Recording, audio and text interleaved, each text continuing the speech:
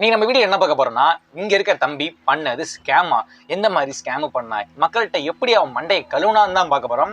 First of all நான் வீடியோக்குள்ள போறதுக்கு முன்னாடி இந்த மாதிரி ஸ்கேம் ஆகுறது இந்த பையனை வச்சு மட்டும் சில பேர் ஸ்கேம் ஆகிறது கிடையாது. மோஸ்ட்லி எல்லாருமே ஆப்ல காசு போடுறதா இருக்கட்டும், எல்லாத்துலயும் ஸ்கேம் ஆகிட்டே தான் இருக்காங்க. நம்ம தான் ஜாக்கிரதையா இருக்கணும். ஃபர்ஸ்ட் வந்து இந்த சரி வாங்க வீடியோக்குள்ள போகலாம்.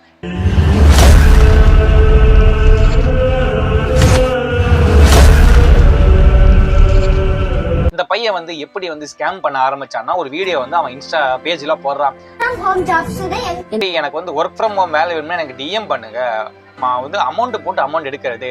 ஸ்டார்டிங் 1000 ரூபா தான், சின்ன அமௌண்ட் போட்டு எடுக்கிறது. சில பேர் என்ன பண்ணுவாங்க, 1000 ரூபா தானே சரி நம்ம போட்டு எடுக்கலாம் அப்படின்னு சொல்லிட்டு என்ன பண்ண எல்லாரும் 1000 அமுச்சு விட்டுட்டு இருந்தாங்க. சப்போஸ் அவன் வந்து கேட்கறாங்க, என்ன தம்பி எந்த ரெஸ்பான்ஸ் இல்லைங்க கேட்கும்போது, சாரிங்கக்கா 1000 ரூபாய் இல்லைங்கக்கா, நீங்க பாத்தீங்கன்னா ஒரு 3000 ரூபாய் போடுங்கக்கா, அப்படியே அமௌண்ட்டை எக்ஸ்ட் படுத்துறான். இல்ல தம்பி அவ்வளவு அமௌண்ட்லாம் இருக்காது. சில பேர் சொல்றாங்க, சில பேர் போட்டுறாங்க 3000 ரூபாய் போடுறாங்க. சில பேர் வந்து தம்பி அவ்வளவு அமௌண்ட்ல என்கிட்ட இல்லப்பா அப்படின்னு சொல்லிடுறாங்க.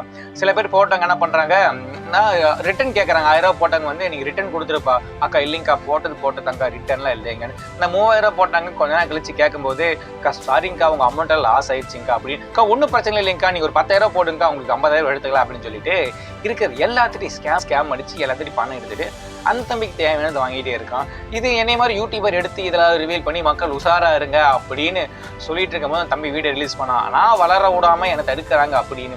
ஏப்பா எல்லாமே ப்ரூஃப் இருக்குப்பா, பாதிக்கப்பட்டவங்க வீடியோ எல்லாம் போட்டிருக்காங்க. சில பேர் வந்து வெளியே தெரிஞ்சா அவங்க ஹஸ்பண்ட் பார்த்தா திட்டுவாங்க, சொந்தக்காரங்க பார்த்தா திட்டுவாங்கன்னு எல்லாருமே உள்ள அப்படியே மறைச்சு வச்சுட்டு இருக்காங்க.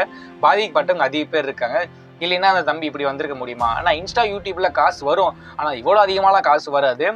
என்னோட கருத்து என்னன்னு பார்த்தீங்கன்னா, இந்த தம்பி இப்படி பண்ண ஸ்கேமுக்கு பின்னாடி அவங்க சொந்தக்காரங்க விட்டுருங்க, அவங்க ஃபேமிலி அவங்களுக்கு தெரியாம இந்த மாதிரி பண்ணியிருப்பானா, அது ஒரு சின்ன பையன் அவங்க அப்பா அம்மா மீறி ஏதோ பண்ணியிருப்பானா, இல்லை அவங்களுக்கு அண்ணன் இருக்காருன்னு சொல்றாங்க, அவங்க அண்ணன் சோசியல் மீடியா யூஸ் பண்ணிட்டு தான் இருப்பார், அவர் கூட இந்த மாதிரி பார்த்துருக்க மாட்டாரா தம்பி இந்த மாதிரி பண்றாங்க. ஆரம்பத்திலேயே முள்ள வெட்டி இருந்தால் இந்த இத்தனை பேர் பாதிக்கப்பட்டிருக்க மாட்டாங்க.